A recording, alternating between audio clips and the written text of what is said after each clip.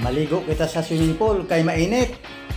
Regaling aton nga plastic swimming pool. Butangan ta naman ni kahangin kay daw dugay na gid siyang way magamit. Namin ni siya kay ti pag gusto ka di ka paligo. Layo man ta sa Boracay, pag layo man ta sa mga beach. Namin ni siya kay free entrance fee pa. Pag gusto ka pa kung anong oras nga mga takas di. Daw dugay mapuno hangin kay daw dugay ba niya magamit mo so. Katapos ni tinduan kanila yon siya. Mari daw medyo puno na siya Dugang-dugang ang tagamay kay para nga manami kay bila kay magbutang ka tubig. Okay siya. Wara puno na hangin. So dalon ta dito sa piyak kag hiugasan mayo ari tinduan ta ni sing mayo kay daw dugay na gid siya matinduan may mga tagok na daw.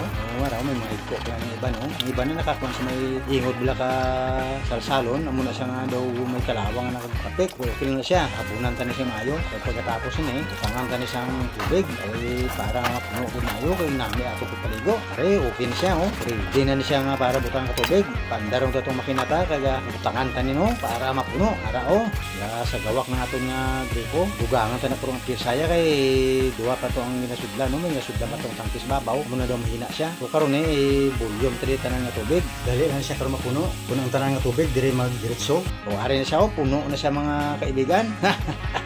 Pwede na tayo magsugbo na kanami ka swimming pool free entrance pa pag gusto ka ba kung ano oras ka matakas ito na mga kaibigan ang sagot sa mainit na panahon ang swimming pool o di ba ang ganda parang nasa Boracay lang tayo.